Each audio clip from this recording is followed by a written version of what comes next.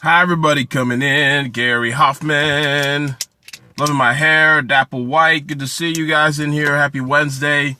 Yo, yo, yo, yo. Sharon Marcus M.G. Bennett. Money Grabbing Bennett. Loving my hair. Good morning. Jason Pulliam. Thanks for inviting followers. I knew what you meant. Loving my hair. Good morning, Tyra. I whip my hair back and forth. Good morning, Paul. Good morning, Gary. Good to see you in here. Jason, good to see you. Good to see you. Thank you guys for inviting your friends and followers. Do me a huge favor and get some people in the scope.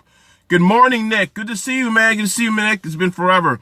Paul, good morning. Stephanie, good morning. Loving my hair. Alicia Robinson joined. Time to get it done. Exactly. Do me a huge favor, guys. First thing is invite your friends and followers. If you like the things I talk about, if you've watched my scopes before, my whole goal is to give you the tools to do different things. So, invite your friends and followers. I'm in my car right now. I'm trying to see if I can get some good light. Can you guys see me okay? Simply Sade. How are you, Sade? Can you guys see me okay? Everything's cool? Okay. What's going on? Nikki from New York. Nikki NY. Light looks good. Okay, awesome. Wasn't sure. Thank you, everybody. Thanks for inviting people in here. We're going to talk about a little bit about hustling today. And I'm going to give you like a story about why I've been able to accomplish the things I've been able to accomplish despite being told it would never happen and despite the odds technically being against me, and why. And this is just part of a bigger picture of a hustling package, of like a hustling mantra. And, too many in life, every day we're hustling. I think too many in life, everybody works, like people always say work hard. They always tell you things like, if you want to be successful, you got to work hard. The thing is, everybody works hard. That's a useless statement that somebody tells me. You know what I mean? When I talk to somebody and they're further along in their process and I hear somebody ask them a question like, hey, how did you get where you're going? And they say, work hard. Everybody works hard. The guy you see on the street filling potholes, he probably works harder than you. The guy who's digging a ditch, who's on construction, hanging from a roof, he most likely works harder than you. So it's not about working hard, right? And if you're trying to get to another level to get where you want to go, it's not about just working hard to work. A lot of people work and they spend all their time on things that aren't income producing or moving the needle or getting you closer to where you're supposed to be. So I'm going to talk a little bit about that today. That's kind of what inspired me today. Today's Wednesday, and people either quit or continue on their dreams on Wednesday. That's kind of how I always see it. Wednesday, that's why they say hump day. They're either waiting for the weekend or they're looking to grind even further. So do me a favor, guys. Tell me where you guys are coming in from. I really would appreciate that. And if you're new to my scopes, put a 1 in the chat box. I will make this quick. I guarantee you. I promise you, I'm not going to wait, spend too much time. But, Raleigh, North Carolina, I like Raleigh. Raleigh's beautiful. Detroit. I went to school in Grand Rapids, Michigan, Jason. I used to live in Michigan. Charlotte, I was in Charlotte 6-8 months ago. B-more, we're down here. Alexandria, Gary, we're close by. I'm in Falls Church, Tysons, Boston, New Jersey, Alabama. The 313. You're my hometown. Boy, you know how I do it. York, Pennsylvania, hey, Michelle, I've been through York, Pennsylvania. It's amazing. I love Florida. I would love to move to Florida at some point. Coached by Courtney, Jersey. She's a Jersey baby. I love it. Hey, Stephanie. Stephanie is an HR consultant. Check her out. She does career consulting, looking for a job. Try to get your resume together. Follow her. She helps you with that. Kansas. I've never been to Kansas. One day I will. Alicia Robinson, good to see you in here. I got Yulon in the house. True No Lies. Singing every day I'm hustling. Hey, Four Lake Pets, good to see you. Maryland, of course, I know Paul's in Maryland, he's nearby. Every day I'm hustling. Every day. What's going on, Wendy? How you doing, Wendy? Good to see you in here. I appreciate you being here, as always. If you're new to my scope, put a 1 in the chat box, please. And I'm going to tell you who I am. My name is Abong. Toronto, before I went into it. Sorry, I'm born and raised in Toronto. Holistic, I'm born and raised in Toronto. North York, Downsview. Hey, Stacy.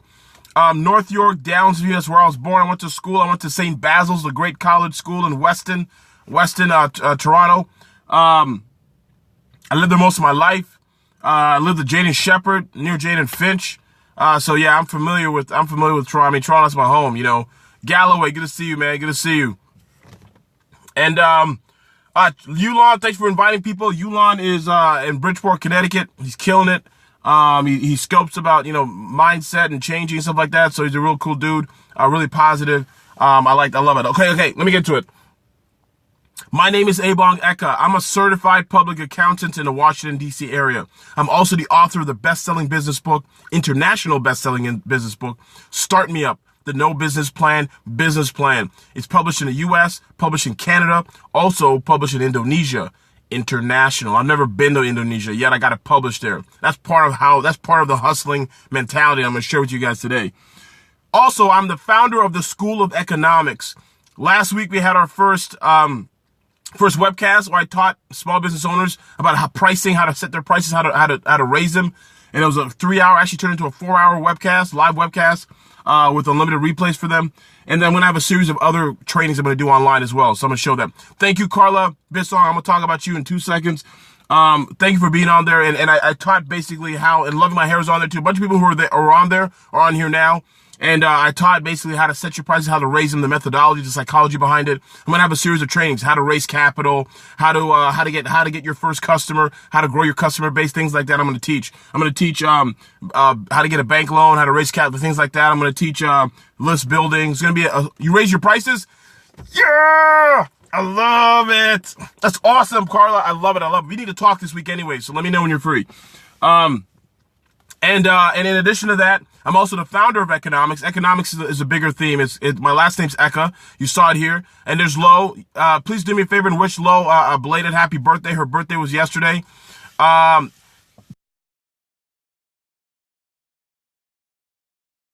Jared, Carla and I work together, and she's literally.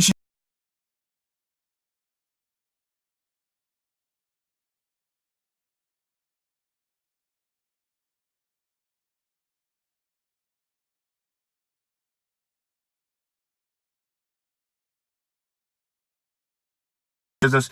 Carla is the owner. Keep losing connection. I'm sorry about that. Carla is the owner of Bissong Art Gallery in Houston, Texas, and she's also a financial mind. So her ability to do both is it's phenomenal. So yeah, thanks for sharing the happy birthday. So I'm really excited and happy for Carla, the things that are about to happen this year. All right, let me go into it. So I talk about small business entrepreneurship and motivation because I love the idea of motivation. Motivation is important to me. And you're probably asking why. Well, it's the simple reason is this. I believe your ideas are seeds. Your ideas are seeds, okay? I don't care if it's a business that's already grown. I don't care what it is. It's a seed that turns into a plant. It's a living experience. It's a living organism. You have to plant your seed. You have to water and nurture it. If you don't take care of your plant, it'll die. If you don't give it sunlight, it'll die. If you don't give it water and nutrients and protect it from harm, it'll die. And motivation is one of those things that are really important. I'm not talking to standing here screaming at you to pump you up. I'm trying to give you the tips, things you can do that are actually attainable and doable so that you can actually create a culture of motivation and inspiration. The thing is this, motivation can come from externally, but you have to have a pilot light inside of you that lights up and that can be turned on, right? You know gas stoves? How many people here has ever had a gas stove or ever seen one?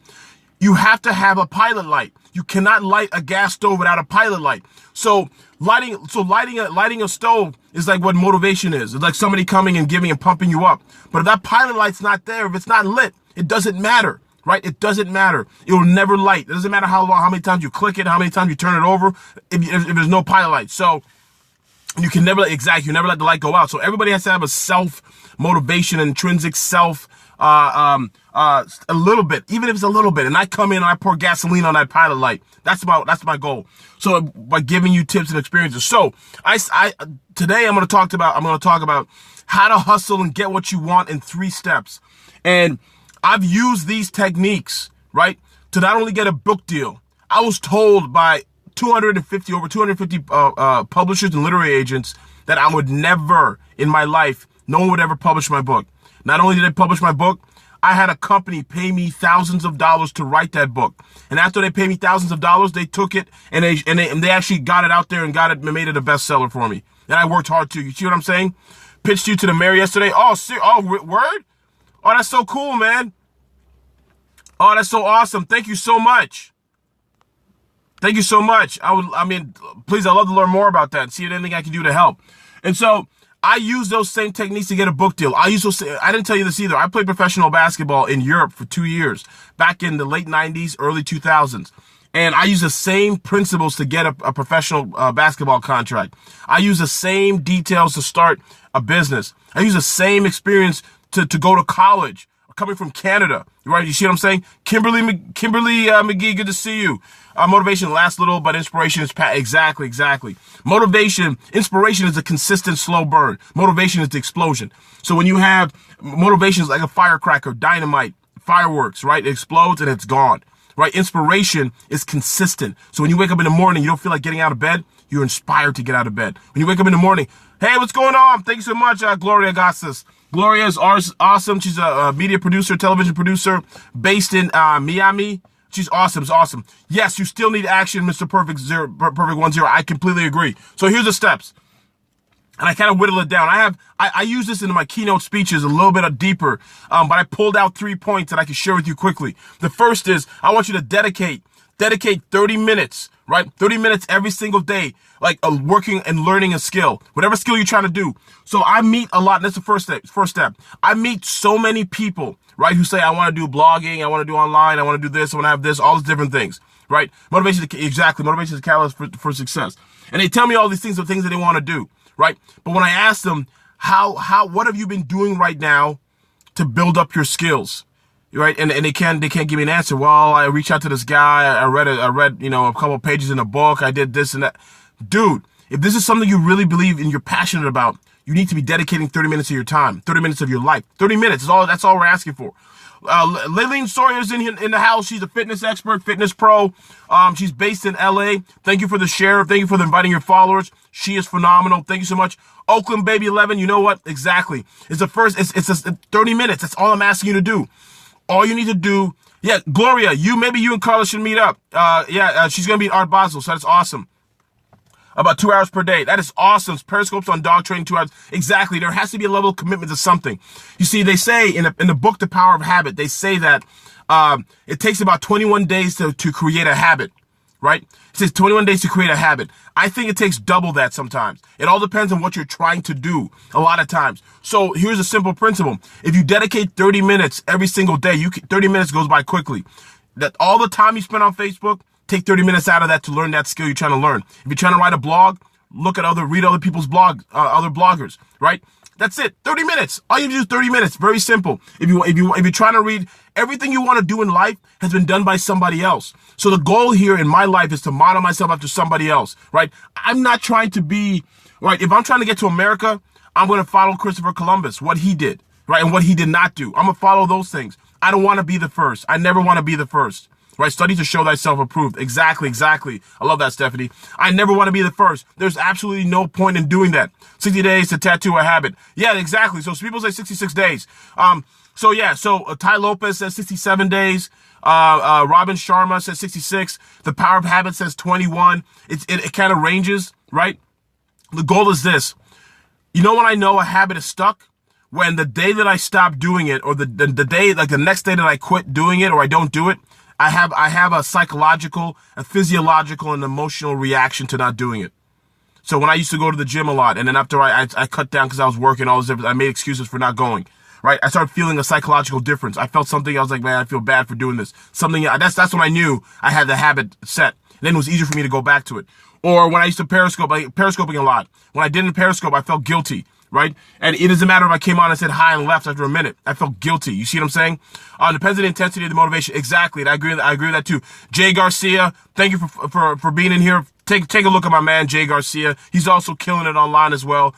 He's also doing motivational periscopes. Phenomenal dude. Love his stuff.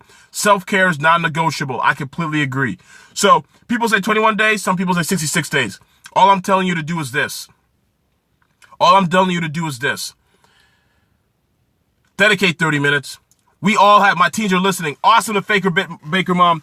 Dedicate 30 minutes to something, 30 minutes that you want to, whatever it is you want to learn. There are people, I had a client, right? Let me tell you something. I had a client last fall who makes almost 6 figures playing video games. I'm not telling you to go play video games, but I'm telling you this much. We all have a gift. We all have something that we need to cultivate. We all have an ability that we should be sharing with the world, right? And if there's something inside of you that tells you that you want to do that, you need to figure out what to do. What college you went to? I went to Calvin College in Grand Rapids, Michigan. I'm a Knight, Calvin College Knight. Played basketball there too. And so you got to dedicate 30 minutes. Why? Because it builds up your skills. And what ends up happening is this. When you build up your skills, you develop a level of confidence in those skills. Confidence comes from competency. You hear what I'm saying? So when you're confident, think about everything you do in your life. The thing that you're most confident about, you have a high level of competence in it, right? You have a high level of competence. So it doesn't matter if you can code, do online, if you can code websites, and you can do email copy, whatever it is that you do. When you can do it, you know you can do it, and you smile doing it, is because you have a level of competency. The worst thing in the world is, good morning, Dr. Hightower. Thank you for being in here. Follow my man, Dr. Hightower. He's off the charts. And so when you feel comfortable with what you're doing, it doesn't matter what, it doesn't matter brushing your teeth, there's confidence in it. You can brush your teeth and talk to somebody at the same time and watch television. Antonia, Shawnee, good to see you. Thank you so much for being in here, right? You can do that because you're confident in it to the point where your brain's on autopilot. You have to have the same experience with whatever it is you want to do in your life. So sorry, I'm stuck on the first point. You flex when you know what you do. Exactly. You flex when you know what you're doing, right? But the only way you know what you're doing is by having consistency in that competency building. You hear what I'm saying? Second point, you got to find a group, a mentor for accountability, and somebody also to continue to learn from. So, I have accountability partners in all different areas of my life. People that I love, people I care about, people that I ask for advice, people that I speak to, that I learn from, that I watch. People who don't even know me, people whose books I read, because I'm like, okay, this is what this person did. This is what I want to do, right? And as a result of that, I need to follow these things. It's a very, very simple principle, right? So continue. Thank you for giving me the hearts. Thank you for sharing this out. I need to do something else. Hey, Martin Levisions, if there's something else you want to do, this is what I would say to you. I would say it requires you to take your time to figure out what that is. So if that means, right, if that means to you that what you have to do is like do some search, do a research, spend 30 minutes every single day to take a look at what you want to do and test it out. Every 30 minutes, every single day. What do I want to do? Do I want to be a speaker? Let me spend 30 minutes, 10 minutes listening to a speaker, another 10 minutes listening to another speaker, maybe reading a book about speaking. The next day, do the same thing. The next day, reach out to a speaker, someone who's a speaker, ask them a couple questions. Hey, I saw your video when you talked about this and this. I find it really fascinating. How can, can you tell me how you started? I'm very interested in learning about this. Whatever it is, right? Exactly. You know what? Your gifts will make room for you, but your gifts are also like a seed. You have to water them. Exactly. Next step, action at Fit Baker Mom. You go to Toastmasters. Part of it is taking action. Okay. So that takes me to the third. Thank you for reminding me of that, because this is the third part. The third part is very simple. You got to take action and do the work. Okay. So when I got my book deal, what people don't understand is this. I wrote this. This is how the book industry works in a nutshell. You write a query, right? If you're not famous, if you're not like, I mean like millions of fan famous, super famous. If you're super famous, you don't have to do anything. They come to you, they give you the book deal, and they write everything for you, and you get a ghostwriter, you put in your input, they interview you, and they write the book for you, put your name on it, and then after that, you sell the book. That's basically how it works if you're very famous, right? If you're on a TV show, full-time TV show, if you're a star of a show, that kind of stuff. If you're like everybody else, what you have to do is you have to write, right? Did you read Abundance Now book? No, I have not read that book yet, but I'll look into it. And so that's how that part of the book game works. The second part of the book game is for everybody else, right? What you have to do is you have to write a query. You know what a query is? A query is a one-page synopsis of your idea. Send it to a literary agent. The literary agent reads it, says if they like it or not. If they like you, like the idea, like your platform, like your ability to sell the book, your ability to get media and get people there, then they will sign you to a deal. Then when they sign you, they create a full proposal with you. The full proposal is about 30,000 words, okay? You write a 30,000 word proposal, put everything together, a whole series of stuff, then you give it to them, and then they take that project and go sell it. And sell it to an actual publisher. But what makes it easier is when you have a literary agent, because that has already been vetted. That's how that works in a nutshell. One day I'm going to teach that. I'm going to teach everybody like how I got a book deal and how you can do and how to publish. So your ability to sell a book is usually the biggest part. It doesn't matter. There are people who have book deals who you've never heard of, but they have like a huge email list, or they have a following, or they can sell like 10,000 books. That's all that matters. So the last part is this. So I went through all these steps every day. I was spending an hour. I was spending more than 30 minutes. I was spending like an hour and a half. Everybody wants to be a beast until it's time to do it. Exactly. Everybody wants to be a beast until it's time to do what beasts do. Everybody got pictures of lions and tattoos of lions until it's time to be a beast. Sorry. I remember watching that too. That's Eric Thomas, E.T. the Hip Hop Preacher. So because I spent an hour every single day, I spent more than that. I spent like 3 hours a day for like almost a year, right? Writing queries and proposals. And like every single day I would send them out to 10 to 15 different literary agents, right? And all I got were no's. Most of them didn't even respond. The ones who did respond told me that it didn't work. It was a waste of time. You see what I'm saying? Person's following is taking center stage into exactly. I completely agree, Gloria. You know that's right. That's what they told me. That's why I was able to get a book deal. Not because my idea was unique and different. I mean, it was the way I wrote it, but what made them want to work with me is the fact that I had a following, plain and simple. So here's a simple point. Because I'd done the work for 2.5 years, writing proposals over and over again, the day that a literary agent came to me and said, good ET, but loves to talk like, oh, I love ET. I know, me too. Sometimes I channel my ET when I'm giving a speech, and I kind of get deep. I just get into my voice raises and stuff. It's crazy. So because I spent 2.5 years writing proposals, when a publisher came, right? When a publisher came to me and said, "Hey, we want to do a book with you," and they said, "You need to please give us a proposal," I wrote a 35,000 word proposal in 3 weeks. Why? Because I've been writing for 2.5 years. I already created that muscle. I was working. What was number 2? Got kicked out. Number 2 is find a group mentor for accountability. Paul, find a group, find a mentor, find a Facebook group, find a mastermind group, someone who can keep you accountable, right? That's doing what you want to do, or maybe it's further along that you can actually mirror off and like draft from. You know what I'm saying? So in cars, like in racing, they have cars behind each other. You pull up close enough, they draft. There's a draft. You don't have to do as much work. They pull you along because their force is so strong. 35,000 words, man. So I had to build that muscle of writing 35,000 words in about 3 weeks, right? To create a proposal that made sense but I've been writing for 2.5 years. So this is the second point. Because I've been writing for 2.5 years, proposal, the idea, and all this other stuff, what ended up happening was next. So this happened. This was May 2013. The publisher and literary agent said, "You know what? We got a deal for you. We're excited. We can't wait to, we want to work with you." They said, "Good news is we want to give you more than you asked for in advance. Several thousand dollars to write the book." And I said, I said, awesome. And then the second thing they said was, "You have to write the book in 3 months." So I had a client. I had a full-time client at the time. I was working 10 to 12 hours per day, 9 o'clock in the morning to 9 at night. I would come home at about 9:30. I'd write from 10 to 3 every single day. Every single day. Every single day. Why? I did that every single day for a simple reason. I'd already put in 2.5 years of my life. You hear what I'm saying? I'd already watered and nurtured that seed. And so the last part was I had to do the work. So if you try to hustle, you have to build up the energy. You can't, it's like somebody saying, you've never run a race in your life, and all of a sudden somebody says, "Let's go run a marathon, I'll give you $1 million. You'd never be able to do it. I don't care who you are. If you've never ran in your life, you will never be able to do it. Even if they offered you $1 million, you would die on that track. You would die on that street. You hear what I'm saying? Yes, she did. I told her where I was comfortable with. And yes, Gloria, to answer your question, my literary agent did negotiate the advance, because again, she gets more. She gets more of it. She gets a bigger percentage. She got, I think, 15%. She gets 50% of the advance. So that was basically it. Grit must be developed.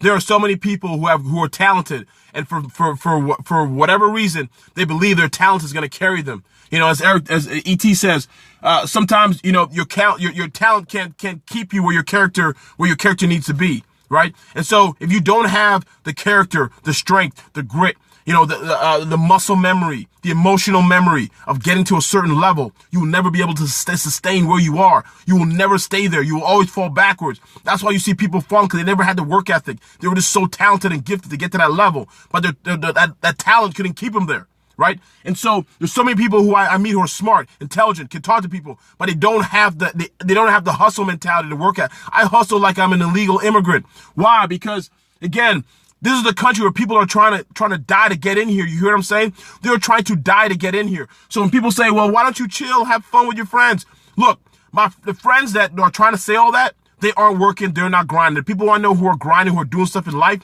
whether it's building financially, building emotionally, and spiritually or mentally, they have a level of commitment. It's plain and simple. That's exactly how it is. Your life will, when you start looking back at who you are, right? That's exactly, I hustle like an illegal immigrant. I literally just naturalized 2 weeks ago. I became a U.S. citizen 2 weeks ago, but I hustled like an illegal immigrant, man. You know, what does that look like? That looks like the person that never talks, always working, works multiple jobs, killing it, trying to get money for themselves and their family. They have somebody else to think about. Exactly. Work ethic trumps talent. So a lot of people think it's talent. Video game Netflix will not get exactly. Look, I know people who play video games a lot. The problem is this. They haven't decided to turn that into a career. I had a client who's making money playing video games. That's different though. But again, you got to understand the simple principle. She has skills from that, right? She spent hours and hours a day. So she has skills from the video games that got her to the point where now she can make money. So it's the same concept. I don't care if you're digging a ditch. I don't care if you're painting a wall. There are people who get paid 10 times as much to paint than those who are paid, 1/10 of that. Why? Simple principle is they've created a muscle, right, that they're growing from. So if you want to know how to hustle, I'm going to go through these real quick. The first is spend 30 minutes, minimum 30 minutes, right? 30 minutes every single day learning that skill, working on that skill, right? And do what you love. As long as doing what you love can pay you, you're fine. Too many people think about, I want to crochet. If you're not making money crocheting, if you can't turn it into a business, then you're just hanging out. I tried Call of Duty once, got schooled by an 8-year-old. You see what I'm saying? Yeah, you see what I'm saying, Jesse? That's exactly what it is. But the 8-year-old, see, a lot of people are like, 8-year-old don't play video games. You know what? If that 8-year-old became the best Call of Duty player, that guy gets multiple six figures. Watch the video game industry, professional gaming industry is billions of dollars. These people get paid money, right? They make more money than people who are digging ditches for most of their lives. Now, what's worse, right? It's about building that money. Exactly. So the point is consistency. First is dedicate 30 minutes minimum if you can. If you can dedicate more, do it. Whatever it is you want to do, spend 30 minutes a day learning that skill, learning more about it. Second, find a group or mentor. Facebook has tremendous amounts of groups of people in all walks of what you want to do. I don't care if you want to do media, if you're trying to do writing, blogging, there are groups for that. Join the group, listen to people, ask questions, become involved, become engaged. Find mentors you know in your life. Find mentors you know through books and programs. Find mentors you know through reaching out to them, asking them random questions. They'll answer your questions. Most people I know who are wealthy always want to give back because they never had it when they started. Don't listen to the myth of society. Don't listen to all what you hear politicians say. People got money, got it from their friends. It's all bullshit. The people who made money, majority of people nowadays who are wealthy, had nothing, came from nothing, just grind. That's it. It was not luck. It was grind. So they'll want to give back, right? I spend time with people who are worth half a billion to several hundred million and to just regular millions. I spend time with all these people all the time, right? And they're always constantly giving back. How can I help you? What can I do? It's not about giving money. All I want is knowledge, right? With knowledge, I can make millions. Right? Giving somebody $1 million doesn't really help if you don't know what to do with it. So the third is do the work.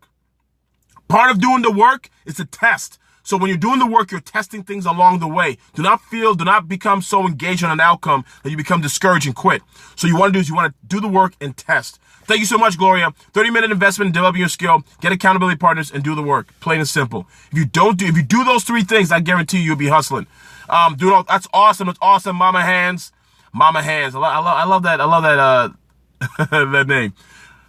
Now, knowledge is power, man. And then applied knowledge makes it even better. So a lot of people, knowledge is power, but when you apply the knowledge, you're unstoppable, plain and simple. So guys, I want to empower you. I want to motivate you. I want to inspire you to get to that next level. Because again, when you get to the next level, you have the responsibility to give back. But you will never give back if you don't even try to take that time to dedicate what you want. There are so many people in life who are meandering through life. What does that mean? What's meandering? Meandering is people who are wanderers, walking around with no vision, right? I'm not talking about like 10 years from now. I'm talking about like a week from now. They have no idea what they're doing a week from now. They're just walking through life, right? They spend their time wasting their time on Facebook, wasting their time online, talking about the news of the day, talking about politics, talking about how much they hate Trump. Who cares? None of that stuff really matters, right? What matters to you is what happens to your economy, your emotional economy, your financial economy. How can I get money for my family, take care of my life and my family? Do that first. When you do that, then you can focus on the next part. Then when you make your money, then you can influence the world. But you can't influence the world if you're poor, right? You can't influence the world if you're broke, if you're always stressed, if you have bad relationships, right? So, all right, thank you, Gloria. Good to see you. Jets fan has joined, but I gotta go. I gotta get out of here. I've been talking for longer than I wanted to. All right, guys, I love you guys. You guys have been phenomenal. Hump day is for suckers. Don't let people tell you hump day. Hump day is a waste of time. Hump day is for suckers. It's for people who've given up in their dreams. Hump day is for people who've given up in their dreams, who care about Friday, who can't wait to go out and drink on happy hour, right? Today's Wednesday. That's it. It's another day of the week. Hump day's not on the calendar. Body work. Good to see you. So I love you guys. Please keep strong. Keep fighting.